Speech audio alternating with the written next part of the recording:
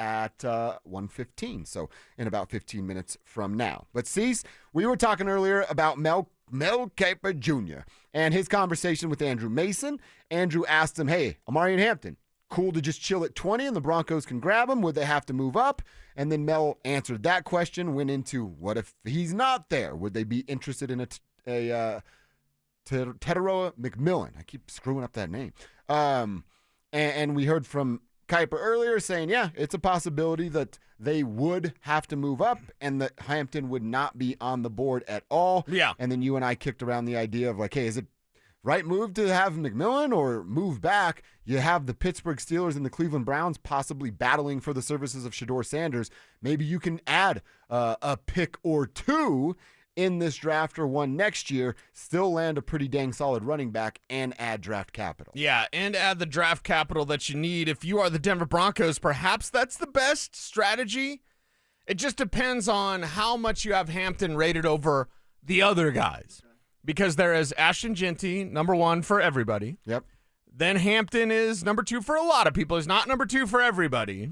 Caleb Johnson is. Remember that name. Just everyone needs to put a pin in the Caleb Johnson conversation just in case they do move back. They have 33. Hampton goes elsewhere, and their choice is Johnson. Yeah, I feel like a lot of people really like Caleb Johnson because not that many people are talking about Caleb Johnson. Yep, kind of the sleeper as we enter this draft period for the Denver Broncos. Do not forget, Quinshon Judkins kind of out there, right, as their interest, but Caleb Johnson could fit the bill.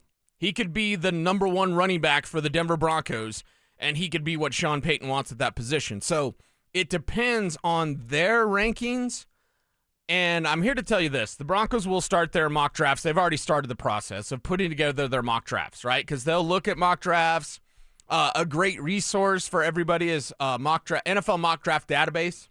They follow me on Twitter, where they compile all of the mock drafts and like, here's the most picked player in every mock draft. Really? It's really cool. It's a really cool feature. NFL Mock Draft Database. Okay. I'm going to mess with that this weekend. If you go there and then you go on consensus mock drafts, and that means of all the top mock drafts out there, like what does the consensus say? Who are the picks that are mostly picked to these teams? For example, for Tennessee, you won't be surprised that it is, of course, Cam Ward.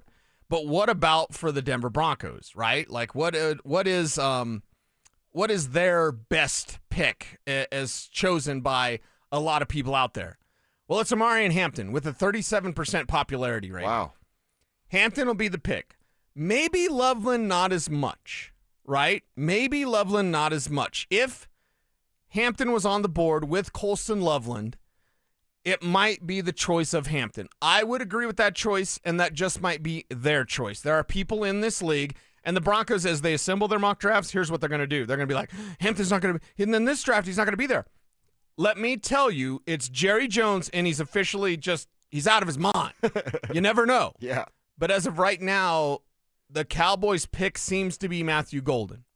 Wide receiver, Texas. They're going to see Xavier Worthy to his game. I'm here to tell you, he's not as good as Xavier Worthy. But he is fast. So the Cowboys are looking for speed at the wide receiver position to go opposite of CeeDee Lamb. That is Matthew Golden. Are they looking for running backs? Sure, but they're not going to get Ashton Genty. He'll go 10 to the Chicago Bears. Did that come out of nowhere? Like what? Him going to the Bears. He didn't get past either the Raiders, and he was certainly picked at 12. Yeah. But it feels like the last 7-8 days, it's the Bears, and it's nobody but the Bears. Well, part of it, and I don't pay attention to this because it's not my thing, but part of it was the gambling markets. The gambling markets used to have the Raiders as the favorite, like plus 120 to get Ashton Genty. Then right behind him was the Bears at plus 130. Okay. So that feeling has been out there. Ben Johnson looking for his Jahmyr Gibbs, basically, is what you're thinking Ashton Genty can be. I'm here to tell you he can be more than that. Okay. This is the stud. This is the guy. If you're going in all in on Bo Nix, you move up for Ashton Genty to 9. Get in front of the Chicago Bears. You make it happen. Thanks for the promo, Richie. But if you're the Broncos, I think you should feel comfortable that Hampton will be there at 20.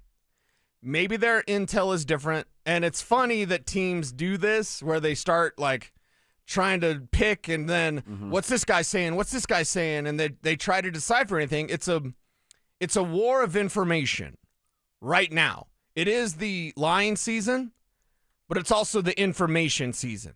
So they will nose around with people they trust. They will do their own research. They'll use analytics. They'll use everything possible to kind of predict how this is going. But there are people out there, and I'll shout out Charlie Campbell from Walter Football. I mean, Howie Roseman uses his mock draft. You see it on their draft when they go to the war room. Here's Howie Roseman in the Eagles war room. Charlie's mock is on the wall. Yeah, Howie seems to be pretty good at this stuff, too. Yeah, he's the guy that you want to know. He's the guy that's he's doing the deals. My guess is Philadelphia wants a corner. Sitting at 32, and when I do my mock draft, I'll see which corner is left over. But they are looking for a corner, in my opinion. I believe the Broncos are looking for that franchise running back or a defensive tackle. If there's a curveball in this draft for the Broncos, it's one of two things. It's either they break the bank and they move up in the draft into the top 10 to get Ashton Genty. And that's a possibility. And there's people across the league that I talk to that think Sean Payton's going to get crazy. You want to get nuts? Yeah. Come on. Let's get nuts. And Sean Payton is the guy to do that. So and what is unknown by the people I talk to around the league is, who does Sean love? I don't know who Sean loves. In fact, nobody does. Right? Yeah. And George isn't talking, like maybe George used to, because Sean's here, and that's a good thing. And George, be careful of who you talk to, because some of that information gets out and people start making stuff up. Yeah, but because Tom Pelissero has a TV show. well, he talks to Tom, right? Tom's his guy, but still, I'm talking about others. But the thing is, we don't yet know who that love interest is. But if he's out there and it's Genty, he's gonna tell George, get him. Okay. And then it's George's job to make it happen. I would say this. I told you before, I'm not in the business of moving up. I think fans, and maybe I'm wrong, Tribe, you tell us. You're in Broncos country too. Would you prefer moving up and gambling with future draft assets gone? Or do you get that interior defensive lineman who, how much of a role would an interior defensive lineman have in year one and picked at number 20? Right. They've addressed that position and done it in a very good way. Yeah. That's year one, hopefully you don't play because of injury. You'll get a couple of opportunities because of fatigue. But outside of that, we're going to try to develop you and get you ready to be plug and play in year two. And you brought up the most important point in this whole conversation. We need to shape this conversation for 2 weeks. We've got 2 weeks to shape this conversation, because here's what it is. A defensive tackle is a pick for the future. A running back is a pick for the now. When do they want to win? They want to win now. Let's revisit that coming up at 1:30. But we got to talk to Jake Shapiro. Let's pick the brain of Shap, as he'll be over at Ball Arena. We'll get the latest on Jamal Murray and what he thinks these final two games